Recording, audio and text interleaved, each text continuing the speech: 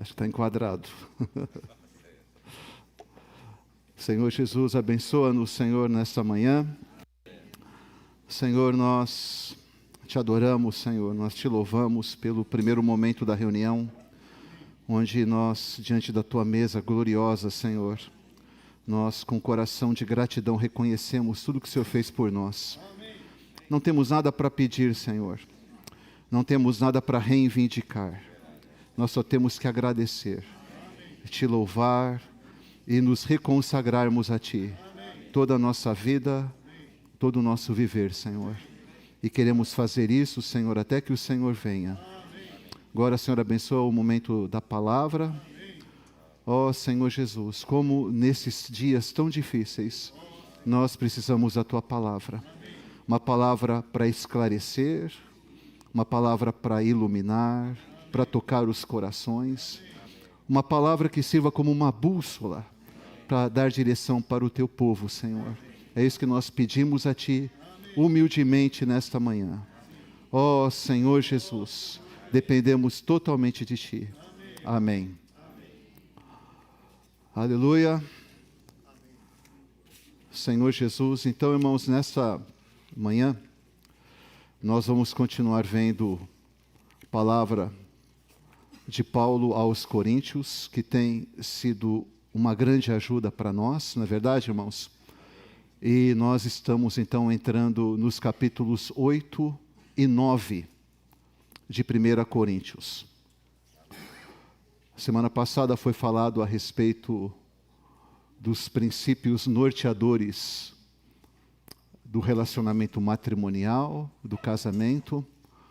Paulo, então, ele começa, nesse momento, a responder às indagações, às perguntas que os irmãos da igreja em Corinto fizeram para ele.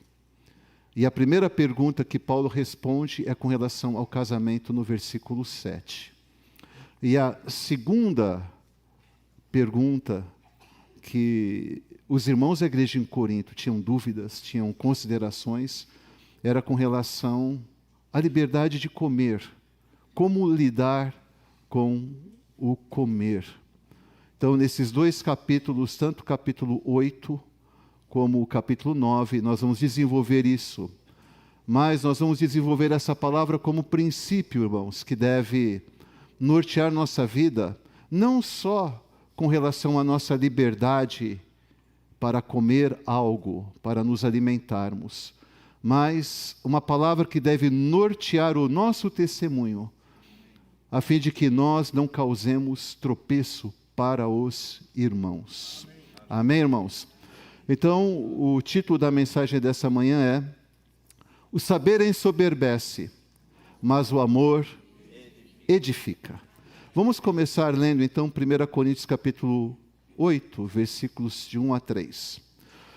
No que se refere às coisas sacrificadas a ídolos, reconhecemos que todos somos senhores do saber. Vamos ver juntos agora. O saber ensoberbece, mas o amor edifica. Vamos ver de novo isso? O saber ensoberbece, mas o amor edifica. Se alguém julga saber alguma coisa, com efeito, não aprendeu ainda como convém saber. Mas se alguém ama a Deus, esse é conhecido por Ele. Vamos abrir agora em Coríntios, mesmo, 1 Coríntios, continuar nesse livro, capítulo 10, versículo 23. Vamos ver juntos. Todas as coisas são lícitas, mas nem todas convêm. Todas são lícitas, mas nem todas edificam. Gálatas, capítulo 5, versículo 13. Porque vós, irmãos, fostes chamados à liberdade. Porém, não useis da liberdade para dar ocasião à carne. Sede antes servos uns dos outros pelo amor. A fim de que os irmãos compreendam o que vai ser falado, muitas vezes vocês podem até se surpreenderem, mas por que Paulo está lidando com a questão de comer? Será que tem restrição com relação à comida? Qual que é o problema? Qual que é o pano de fundo? Qual que é o histórico dessa situação?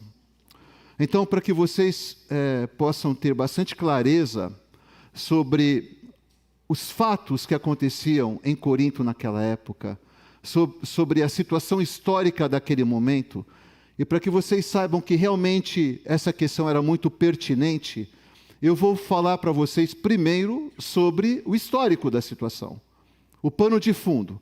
Para ganhar tempo, que hoje nós vamos ganhar tempo, eu vou ler para os irmãos, não vou comentar muito, porque eu gosto de comentar e quando eu comento toma muito o meu tempo, né? E hoje eu não posso falar demais, tá?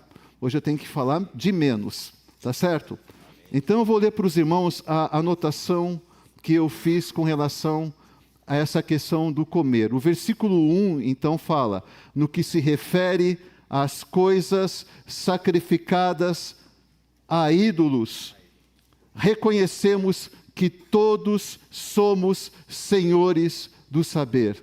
O saber ensoberbece, mas o amor edifica. Então eu vou ler para os irmãos. Vou ler com calma, tá? Para que você possa entender bem a situação que eles viviam naquela época. Os gregos, porque a Grécia, hoje o território é totalmente Grécia ali, né? A cidade de Corinto, ela fica ainda hoje, mesmo as ruínas de Corinto, ficam no sul da Grécia, numa região chamada região do Peloponeso, tá certo? Então, Corinto, já naquela época era próxima de Atenas e já sofria uma forte influência da filosofia grega, tá certo? Daí a razão de Paulo falar inicialmente que o saber ensoberbece. Na verdade, essa palavra ensoberbece, no grego original, tal como Paulo escreveu, ele escreveu assim: o saber torna arrogante. O saber torna arrogante. Tá certo? Então vou ler aqui para vocês. Os gregos eram politeístas, quer dizer, eles adoravam vários deuses. E polidemonistas. Que palavra bonita, não? Polidemonistas. Estão entendendo? Eles acreditavam em espíritos maus. Eles acreditavam que os espíritos maus tentariam invadir os seres humanos, incorporando-se ao alimento antes do alimento ser comido. E que os espíritos maus poderiam ser eliminados somente se a comida previamente fosse sacrificada a um Deus. O sacrifício não tinha como propósito apenas obter um favor de um Deus, de um ídolo. Por exemplo, eu estou precisando de chuva, então eu vou fazer um sacrifício para um Deus, para um ídolo, que possa garantir chuva, para que eu possa ter uma safra, uma colheita, para que eu possa ter o sustento da minha família, para que eu possa ter com que viver. Então, eles sacrificavam, quer dizer, eles matavam um animal. Quando eles matavam um animal, eles faziam em troca de algo, em troca do favor de um ídolo, para uma finalidade. Bom, irmãos, então é o seguinte: as pessoas faziam sacrifício aos ídolos para obter algum favor. Elas acreditavam que um ídolo, né, é um tipo de um Deus, tá certo? Para poder atender às suas necessidades, tá bom? Então, o sacrifício tinha como propósito, matava um animal, não tinha como propósito apenas obter o favor de um Deus, mas também limpar a carne da contaminação demoníaca. Essa carne descontaminada era então oferecida aos ídolos como sacrifício. Então eles sacrificavam o animal, tá certo? E pegavam aquela carne que foi sacrificada, então se foi sacrificada, a carne foi limpa, não tem demônio, ela pode ser ingerida, tá certo? Mas primeiramente eles ofereciam essa carne ao próprio ídolo. A porção que não era queimada no altar era servida em festas pagãs. O que sobrava era vendido no mercadão. Tinha um mercadão lá, tá certo? Vendido no mercado. Depois da conversão, os cristãos se sentiam mal por comer um alimento comprado naquele mercado, pois isso lembrava da sua vida pagã antiga. Prestar atenção que a carne que sobrava, ela era vendida no mercado. Então a família pegava o animal, sacrificava o animal, tá certo? Pegava a carne, oferecia para o ídolo, a carne era queimada, a carne que sobrava, eles podiam comer nas suas festas pagãs, tá certo? E ainda sobrava mais carne, eles pegavam, faziam, o que eles faziam? Eles vendiam aquela carne no mercado. Então, depois da conversão, os cristãos se sentiam mal por comer um alimento comprado naquele mercado, pois isso lembrava da sua vida pagã ou idólatra antiga. Paulo e os crentes maduros tinham conhecimento suficiente para não se preocuparem com esse alimento que havia sido oferecido a ídolos e depois vendido no mercado. Eles sabiam que o ídolo nada é no mundo e que os maus espíritos não contaminariam o alimento. Tá certo? Agora eu vou pegar aqui 1 Coríntios capítulo 10. Então nós vemos o versículo 23, agora há pouco. Todas as coisas são lícitas, mas nem todas convêm, nem todas são convenientes. Eu tenho liberdade de escolha, mas nem todas as coisas convêm. Todas são lícitas, mas nem todas edificam. Versículo 25. Comei de tudo o que se vende no mercado, sem nada perguntardes por motivo de consciência. Estão entendendo agora a razão desse versículo? Porque do Senhor é a terra e a sua plenitude. Do Senhor é a terra e a sua plenitude. Quando você entrar no mercado, irmão da igreja em Corinto, não se preocupe com nada, não pergunte, simplesmente compre. E lembre-se que a terra é de Deus, Ele é o Senhor da terra e da sua plenitude. Versículo 30. Se eu participo, Paulo falando, se eu como, quer dizer, se eu participo, quer dizer, se eu como com ações de graças, eu oro, eu agradeço, eu louvo a fidelidade do meu Deus, se eu rendo a Ele ações de graças, amém? Então, se eu participo, se eu como com ações de graças, por que hei de ser vituperado? Quer dizer, por que hei de ser censurado por causa daquilo, porque dou graças? Amém, irmãos? Portanto, quer comais, quer bebais, ou façais outra coisa qualquer, fazei tudo para a glória de Deus. Amém, irmãos? Então a questão realmente para eles era uma questão importante, era uma questão séria. Então, no tocante, no que se refere, versículo 1, às coisas sacrificadas a ídolos, reconhecemos que todos somos senhores do saber. O saber ensoberbece, mas o amor edifica. E agora, irmãos, Paulo, ele vem tratar com a palavra, vem falar da palavra com um enfoque especial. A edificação da igreja. Por isso que ele está falando, o amor edifica. Então aqui há um contraste muito grande, irmãos. Por um lado, o saber torna as pessoas arrogantes. Esse saber é um saber comum, é um saber geral.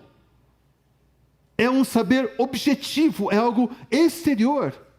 Eu sei.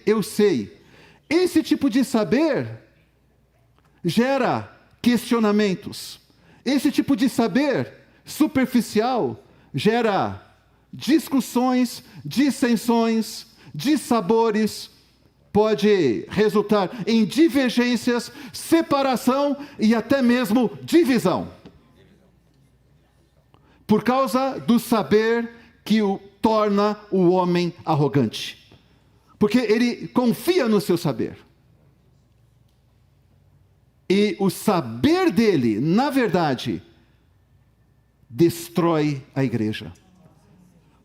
O amor edifica, mas esse saber danifica.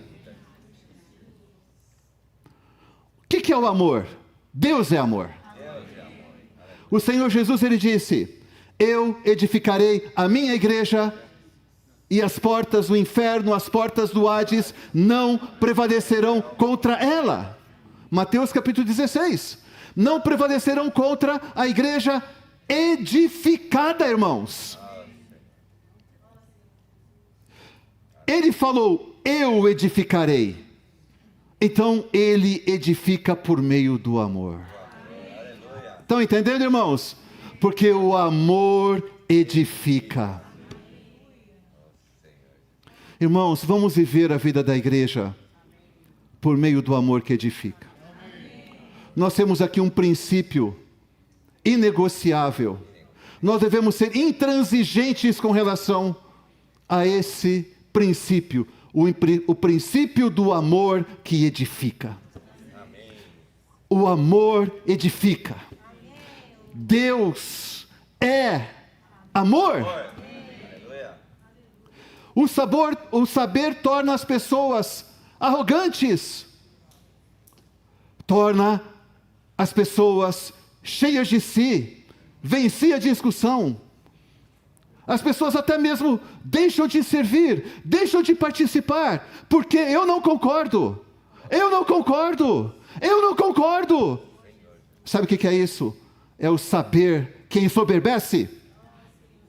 Esse saber que ensoberbece não alegra o teu coração.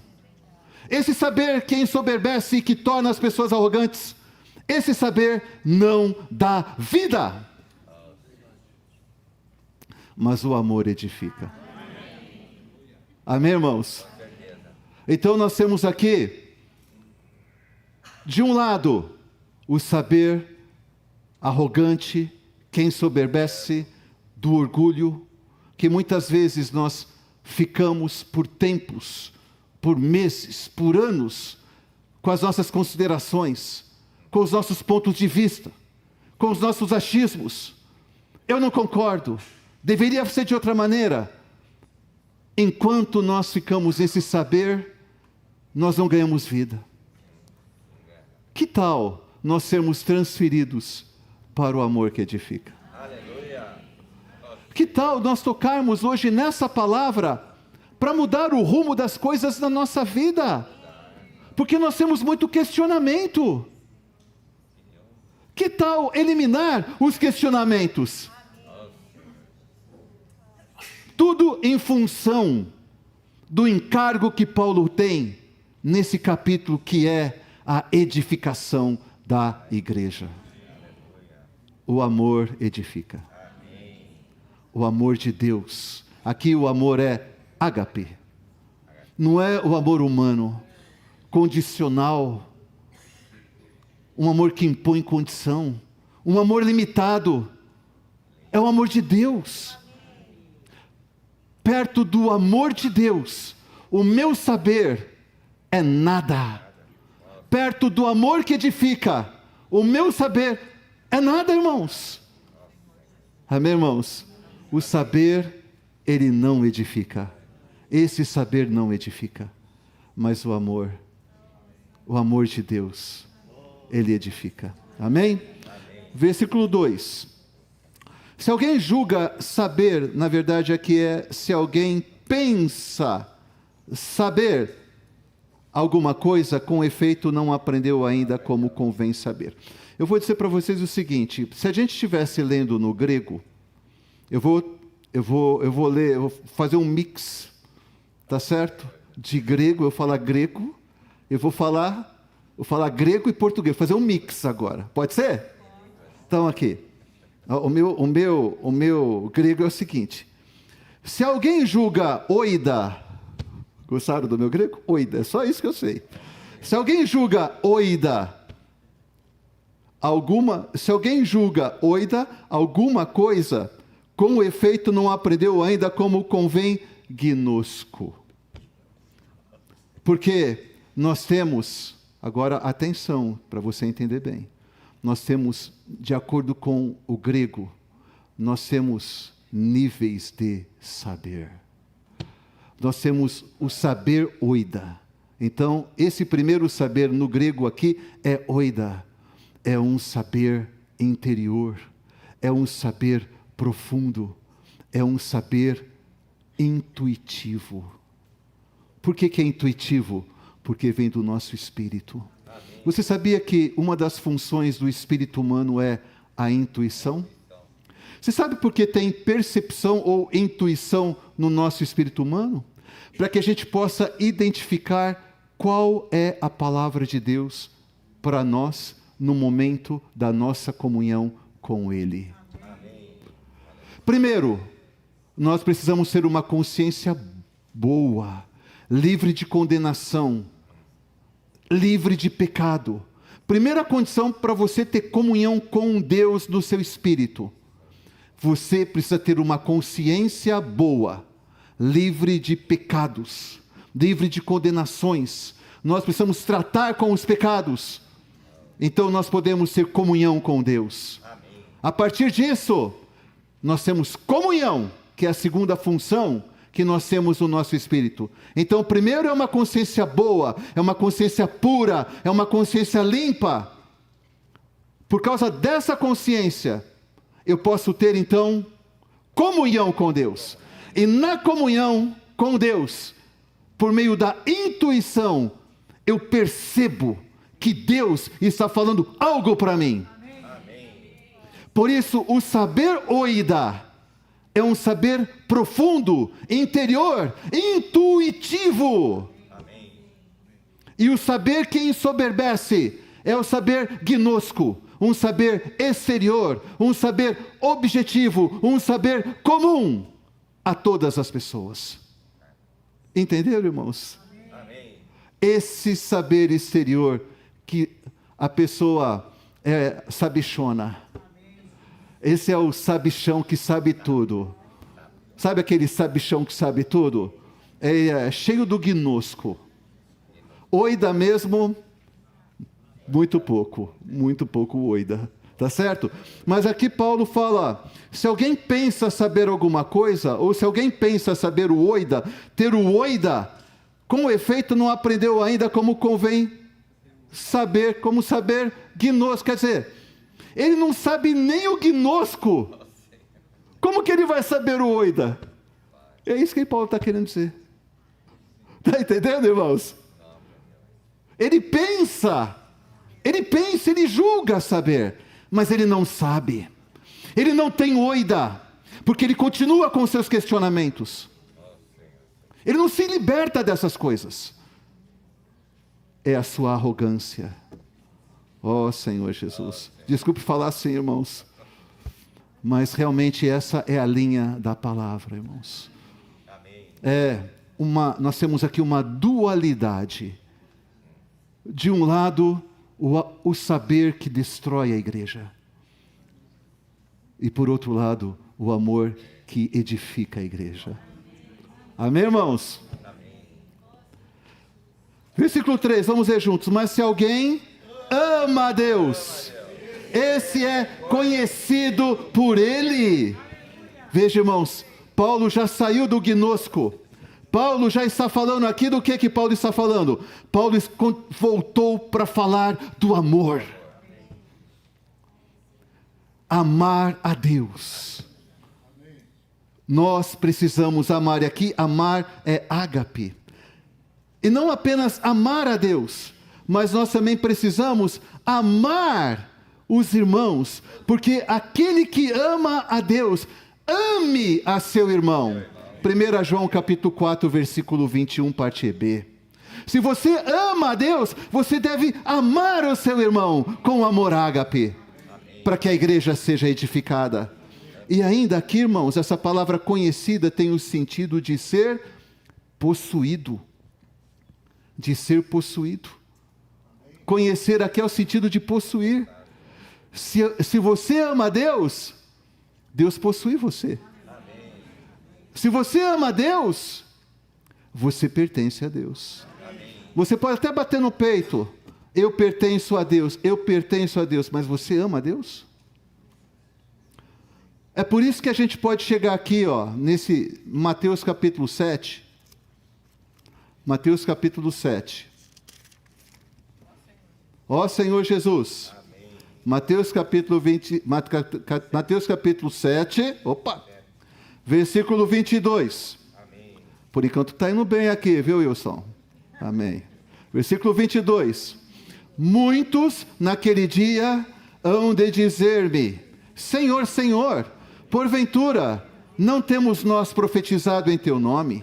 Em teu nome não expelimos demônios, e em teu nome não fizemos muitos milagres? Então lhes direi explicitamente: nunca vos conheci. Quer dizer, eu não aprovo vocês, porque vocês não são meus. Eu não aprovo vocês, porque vocês não me pertencem. Eu não aprovo vocês, porque eu não falei com vocês. Você tinha o seu conceito, você tinha a sua opinião, você tinha o seu saber, e você prevaleceu na discussão, e por isso, agora, eu não vos conheço. Apartai-vos de mim, os que praticais a iniquidade. Entenderam, irmãos? Então, irmãos, nós precisamos amar a Deus. Quem ama a Deus é conhecido por Ele. Versículo 4, no tocante, agora entrando na comida mesmo, né?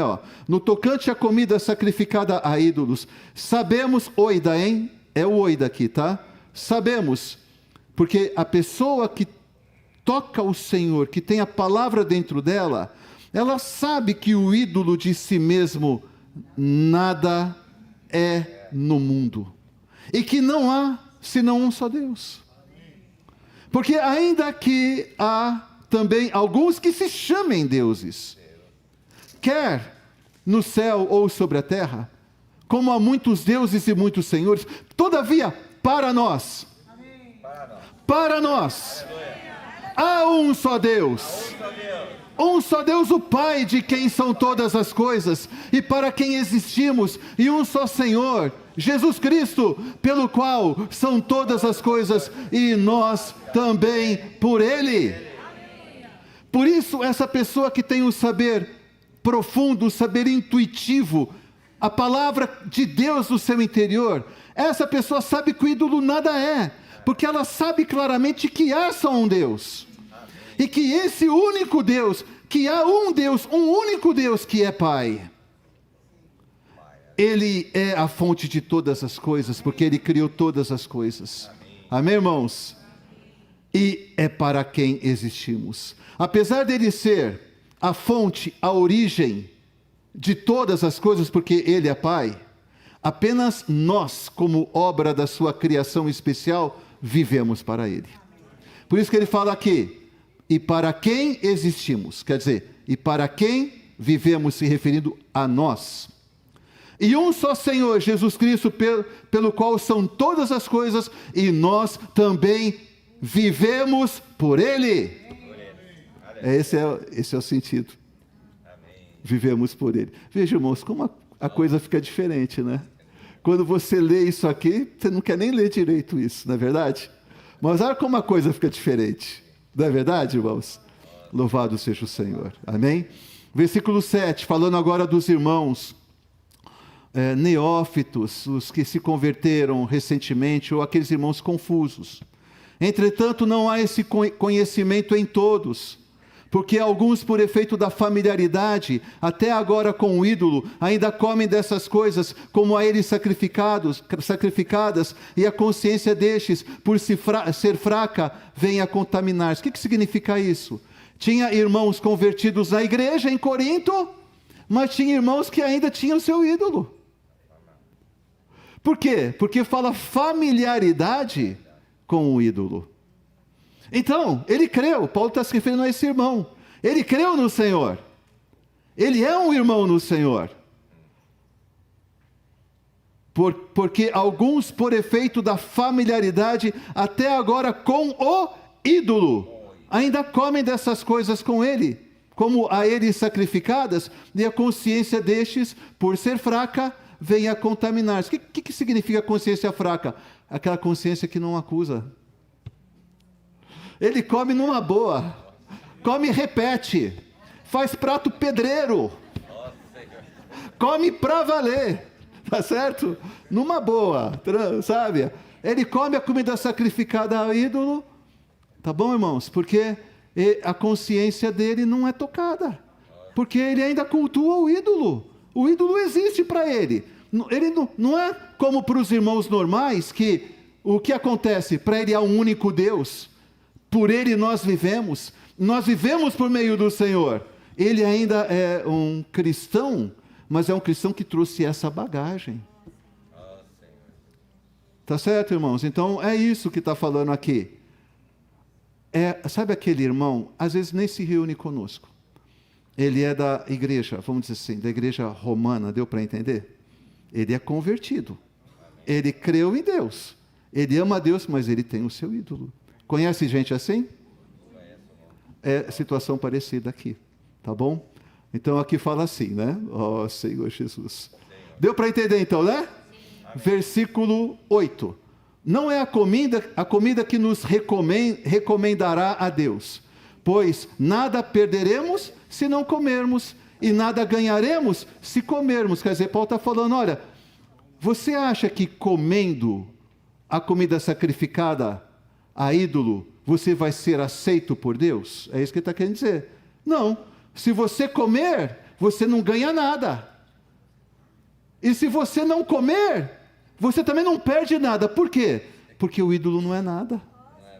O ídolo não é nada. Tá vendo, irmãos? Vede, porém, que essa vossa liberdade não venha de algum modo a ser tropeço para os outros. Todas as coisas me são lícitas, porque o ídolo não é nada. Eu posso comer aquela comida, por que não? Paulo até orienta, vai no mercado, compra comida, não pergunte, leve para casa, coma. Sabe por quê? Porque o ídolo não é nada, irmãos. Ore, dê graças ao Senhor, faça tudo para a glória de Deus. Vocês são claros com relação a isso? Talvez alguém aqui ainda no nosso meio podia ter alguma dúvida com relação a esse tipo de questão. Espero que você esteja sendo esclarecido com relação a isso. Então, vede, porém, que essa vossa liberdade, todas as coisas me são lícitas, mas convém você comer comida sacrificada a ídolo? Eu digo para você, não convém. Não convém. Apesar de eu ter liberdade para comer, porque o ídolo não é nada, não convém. Por quê? Porque o amor edifica. E eu não quero ser pedra de tropeço para nenhum irmão. Eu quero que a igreja seja edificada. Versículo 10. Porque se alguém te vir a ti, é a explicação do 9. Se alguém te vir a ti, está vendo você, que és dotado de saber, à mesa em templo de ídolo, não será a consciência do que é fraco induzida a participar de comidas sacrificadas a ídolos? Então nós devemos cuidar. Aqui não vamos pensar só na questão de comer. Às vezes a gente pensa, eu posso fazer tudo, isso eu posso fazer, mas se alguém vê você fazendo aquilo, será que você não vai ser tropeço para aquele irmão? Agora pense em qualquer outra coisa. Não é questão de comer agora. Vamos aplicar o princípio de que o amor edifica. Então, por causa do amor, eu não vou comer. Então, a pessoa tem um vício de pitar cigarrinho. Spurgeon pitava cigarrinho. Não é verdade? Não diz isso a história, né? Parece que era ele. Tá certo, irmãos? Mas se você vê, eu, por exemplo, estou no carro dirigindo, Aí a irmã Silvia lá com pressa, né? A irmã Silvia acho que anda rapidinho, que ela tem pressa. Aí ela para no cruzamento lá, estamos lá no sinal pare. Ela olha do lado, eu lá. Ô louco! Estou causando tropeço para a irmã. Estou causando tropeço. Além disso, você não vai ver nenhum mandamento não pode fumar. Mas você tem que saber que o nosso corpo é para o Senhor. Você tem que saber que o nosso corpo é santuário do Espírito Santo. Você tem que saber que o nosso corpo é membro de Cristo. Não só apenas o meu espírito está vinculado ao Senhor. O meu espírito, alma e corpo devem ser conservados íntegros na vinda do nosso Senhor Jesus Cristo. 1 Tessalonicenses 5:23. Tudo precisa ser santificado, tudo precisa ser separado para o Senhor. Meu corpo tem que ser separado para o Senhor. Meu espírito tem que ser separado para o Senhor. Minha alma tem que ser separada para o Senhor. O mesmo Deus da paz vos santifique em tudo. E o vosso espírito, alma e corpo sejam conservados íntegros e irrepreensíveis na vinda do nosso Senhor Jesus Cristo. Amém, irmãos? Então, nós temos que cuidar do nosso corpo. Eu estou dando esses exemplos assim meio malucos para vocês, tá? Mas é só para ficar marcante, para vocês não esquecerem disso, tá bom? Vamos seguir aqui, é o versículo 11 agora, né? E assim, é o 11, né, irmãos? E assim, por causa do teu saber, perece o irmão, a Silvia, perece a Silvia, ela sofre o dano, pelo qual Cristo morreu por ela, só que eu estou causando dano para a irmã, entendeu? Eu não posso levar os irmãos a tropeçar, eu não posso causar tropeço, eu não posso, causar tropeço é armar, é uma armadilha, colocar diante da pessoa para ela cair. Amém? Ó Senhor Jesus.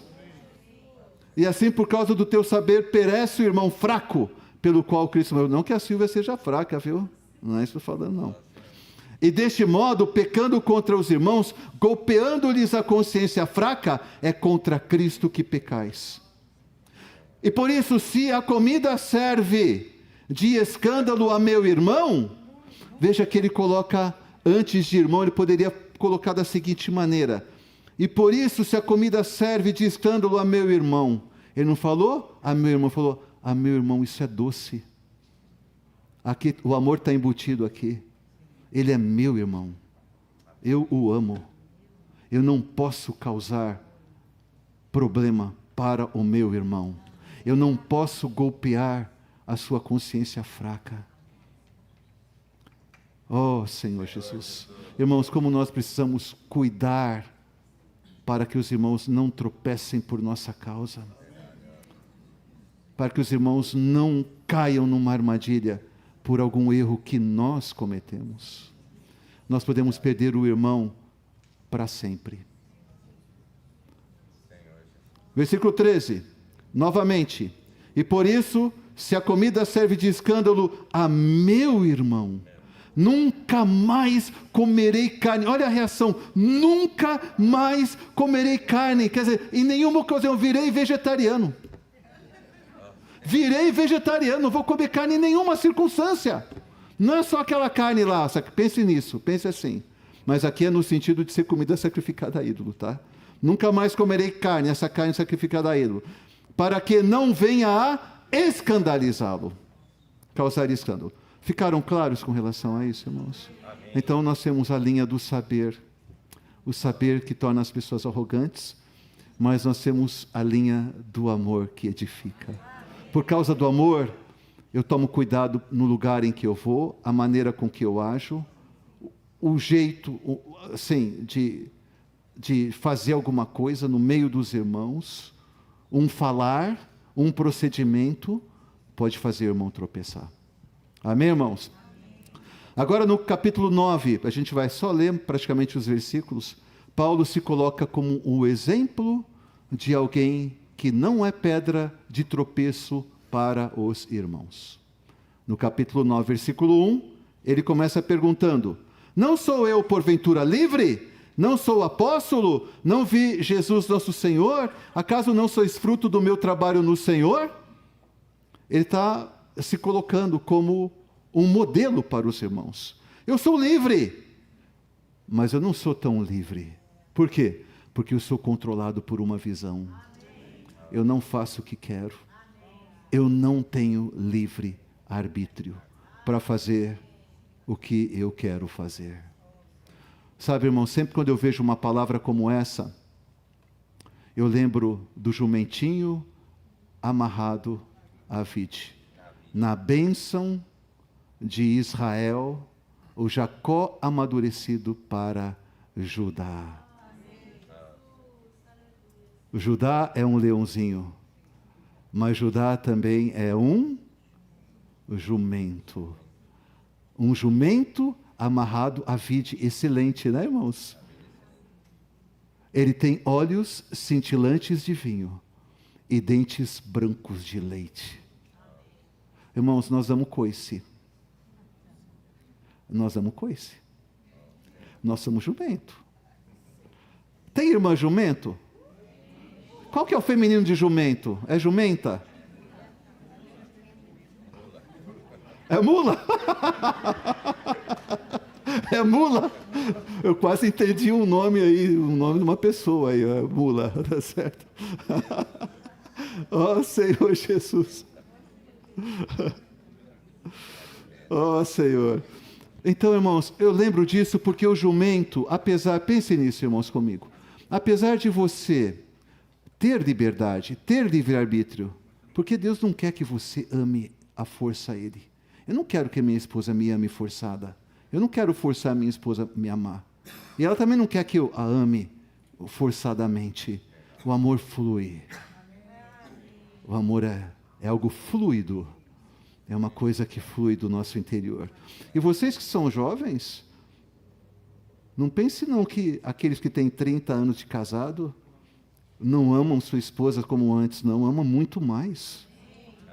Eles amam muito mais as suas esposas. Tá certo? É ou não é, irmãos? É isso mesmo. Então, irmãos, nós temos liberdade, mas não usamos a nossa liberdade para dar oportunidade à carne. Tá certo? Nós temos livre-arbítrio, mas nós somos um jumentinho amarrado à vide. Amém? A videira mais excelente. Essa videira é Cristo. Eu estou amarrado a essa videira. Eu estou vinculado a Cristo. Ninguém pode me liberar disso. Eu estou amarrado. Eu estou amarrado a Ele. Não posso ser solto. Amém?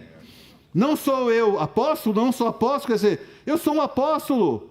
Eu sou um enviado para pregar o Evangelho. O que um apóstolo faz? Prega o Evangelho. Ensina as verdades, estabelece igrejas.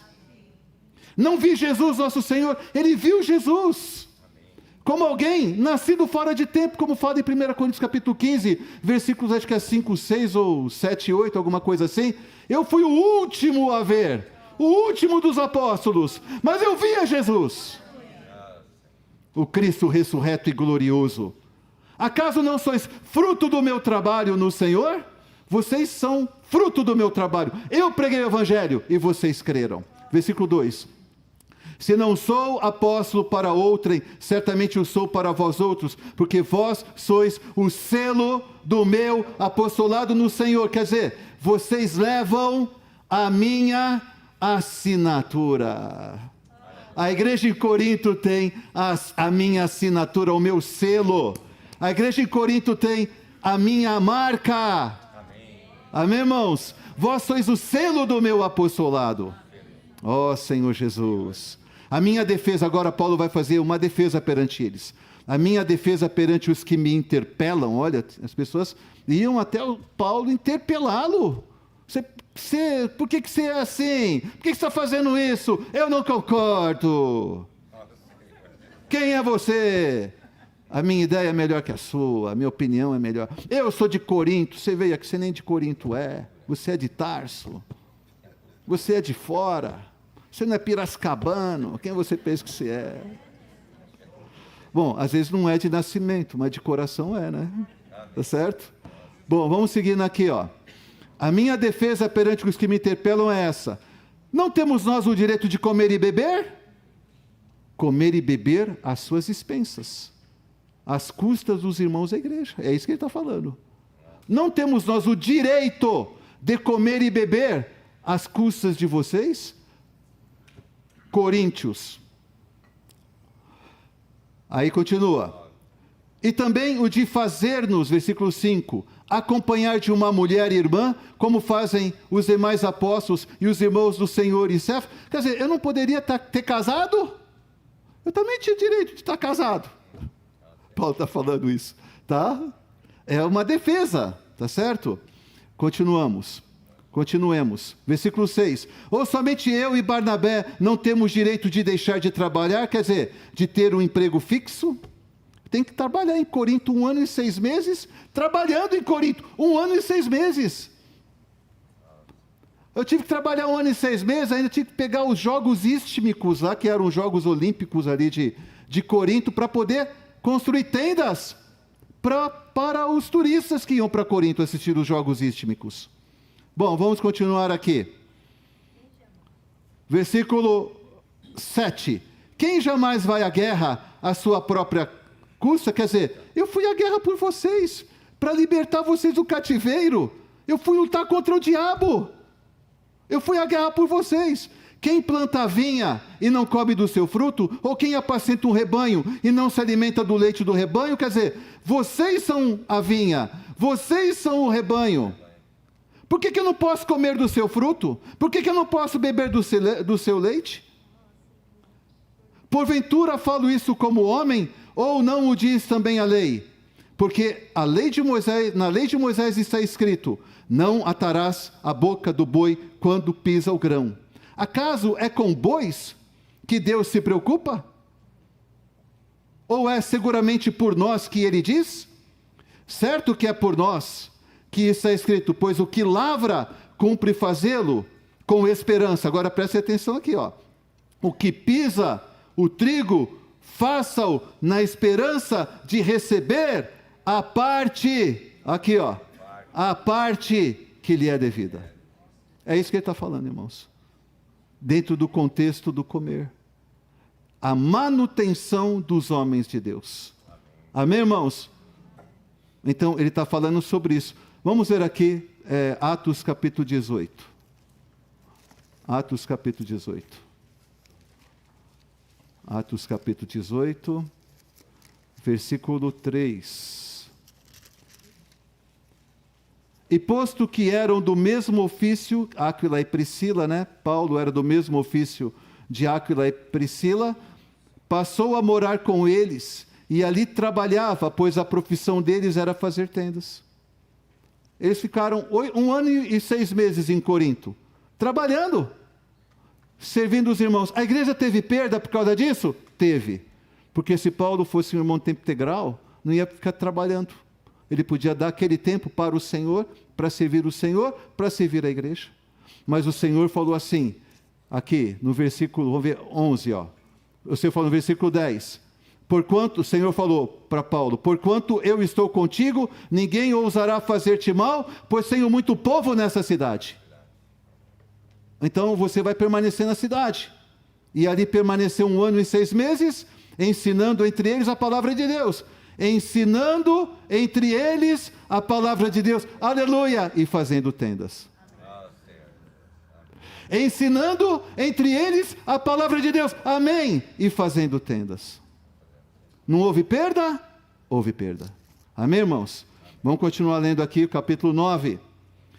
Se nós vos semeamos as coisas espirituais, será muito recolhermos de vós bens materiais? Se outros participam desse direito sobre vós, não o temos nós em maior medida? Entretanto, não usamos desse direito, antes suportamos tudo para não criarmos qualquer obstáculo ao Evangelho de Cristo. Então, irmãos, eles pregaram a palavra, pregaram o Evangelho de Cristo às suas próprias expensas, trabalhando às suas próprias custas, laborando, ganhando dinheiro para sua subsistência, mas pregando o Evangelho, ensinando a verdade para os irmãos e firmando a igreja naquele lugar. Amém? Não sabeis, vós, que os que prestam serviços sagrados do próprio templo se alimentam, e quem serve ao altar, do altar tira o seu sustento? Assim ordenou também o Senhor aos que pregam o Evangelho, que vivam do Evangelho. Eu, porém, não me tenho servido de nenhuma dessas coisas, e não escrevo isto para que assim se faça comigo, porque melhor me fora morrer antes que alguém me anule essa glória. Então aqui ele para de se defender aqui. Eu prefiro morrer por vocês. Esse é o coração dele. Ninguém vai me tirar essa glória. Eu não estou aqui por causa de dinheiro. Eu não peço dinheiro para vocês, mas eu tinha esse direito. Por que Paulo está falando isso? Porque ele foi questionado. Mas eu não vou causar tropeço para os irmãos. Por quê? Porque o amor edifica. Porque o amor edifica. Por causa do Evangelho. Amém, irmãos? Não é precioso isso? Vamos continuar seguindo agora. 16. Vamos ver juntos o 16. Se anuncio o Evangelho, não tenho de que me gloriar, pois sobre mim pesa essa obrigação, porque ai de mim se não pregar o Evangelho. Se o faço de livre vontade, tenho galardão, mas se constrangido, é então a responsabilidade de despenseiro que me está confiada. Quer dizer, vocês podem pensar o que pensem a respeito de mim, vocês estão me questionando, até o meu apostolado, vocês estão questionando, mas eu tenho uma obrigação, pregar o Evangelho. Eu tenho uma necessidade de pregar o Evangelho. Se eu me sinto constrangido por causa da sua posição, por causa do seu coração, se há relutância em mim, ainda assim, eu tenho uma responsabilidade de despenseiro, de um mordomo, de ministrar as insondáveis riquezas como Evangelho para vocês. Não importa como vocês me tratam. Não importa o tipo de consideração que vocês têm de mim. É isso que ele está falando para eles. Nesse caso, qual é meu galardão? É que evangelizando proponha de graça, sem dinheiro deles, o Evangelho, para não me valer do direito que ele me dá. Eu prefiro receber o galardão naquele dia do que ter o seu dinheiro, fazer pelo seu dinheiro. Porque sendo livre de todos, fiz-me escravo de todos, a fim de ganhar o maior número possível. Procedi para com os judeus, como judeu, a fim de ganhar os judeus.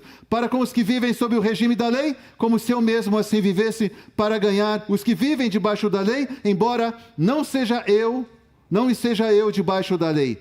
Aos sem lei, como se eu mesmo fosse, não estando sem lei, para com Deus, mas debaixo da lei de Cristo, para ganhar os que vivem fora da lei. Resumindo, versículo 22, fiz-me fraco para com os fracos, com o fim de ganhar os fracos. Fiz-me tudo para com todos, com o fim de por todos os modos salvar a alguns. Ele se adaptava a todas as situações. Para com o judeu, como judeu, embora fosse cristão. Como alguém com lei, como se tivesse a lei mosaica. Mas que ele tinha, na verdade, era a lei de Cristo. A lei do Espírito da vida.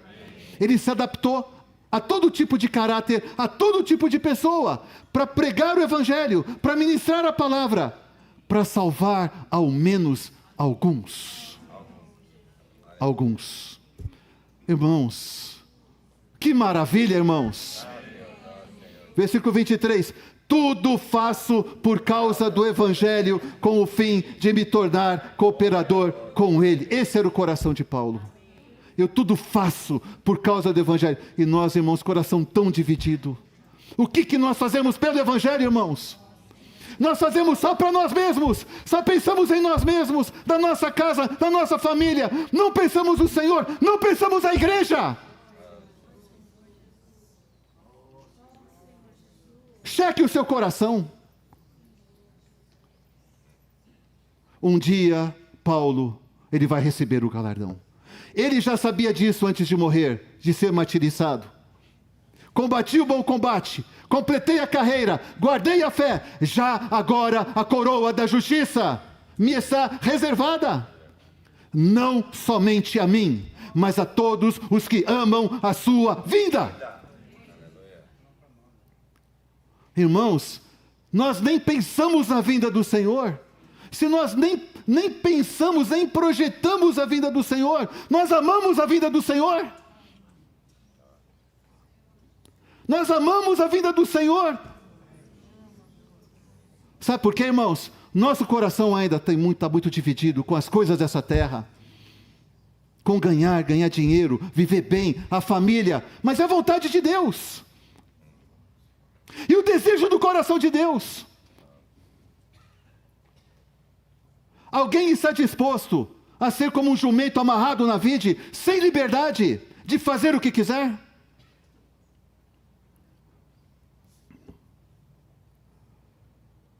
Versículo 24, agora ele vai nos incluir nessa corrida. Não sabeis vós que os que correm no estádio, todos na verdade correm, mas um só leva o prêmio? Correi de tal maneira que o alcanceis, porque não é fácil essa corrida. Sabe o que é essa corrida? É a vida da igreja. É viver a vida da igreja. É viver a vida normal da igreja. Correi de tal maneira que alcanceis.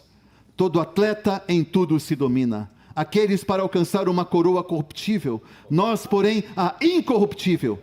Paulo dá o seu testemunho. Assim corro também eu, não sem meta, assim luto, não como desferindo golpes no ar, a esmo, sem um alvo, sem golpear alguém, dando golpes no ar, inútil. Mas esmurro o meu corpo e o reduzo à escravidão. Eu me torno um escravo para poder libertar vocês do seu cativeiro. Mas esmurro o meu corpo e o reduzo à escravidão, para que, tendo pregado a outros, não venha eu mesmo a ser desqualificado, na verdade, de acordo com os Jogos Istmicos, que é os Jogos Olímpicos de Corinto, para que não venha eu mesmo a ser desclassificado. Desclassificado no final da prova. Você recebeu bandeira vermelha. É isso, foi desclassificado. Nós estamos correndo a corrida. Correi de tal maneira que alcanceis o prêmio. Amém, irmão Alexandre? É contigo. Amém. Fiz o possível.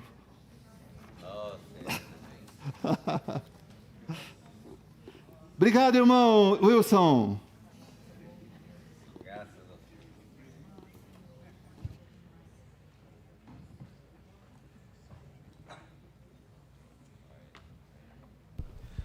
Amém, irmãos? Bom, nós temos alguns avisos. Hoje nós não teremos o compartilhar. E logo após os avisos, nós ainda teremos um outro evento no final da reunião, tá bom? Então, que os irmãos, por favor, prestem atenção.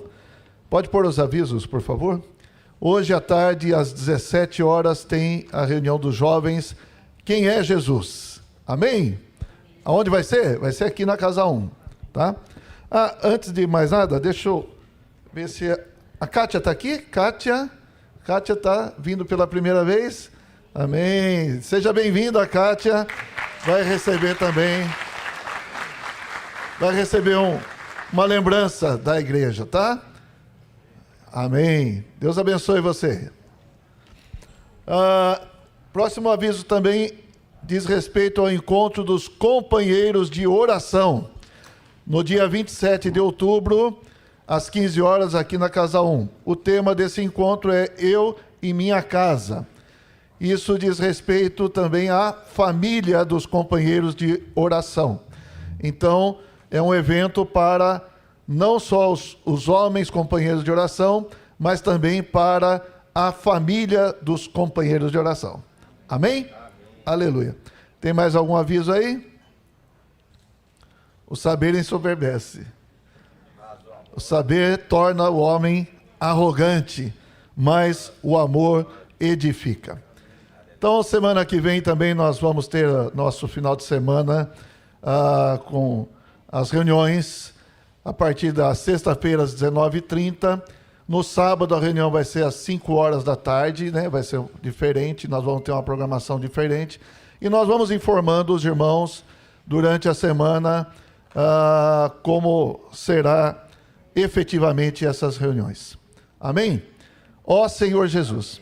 Então, nesse momento, nós vamos nos despedir dos irmãos que estão nos acompanhando pelo canal do YouTube e vamos continuar aqui entre nós com uma reunião especial, tá bom? Amém? Deus abençoe a todos que estão nos acompanhando no canal do YouTube. Amém.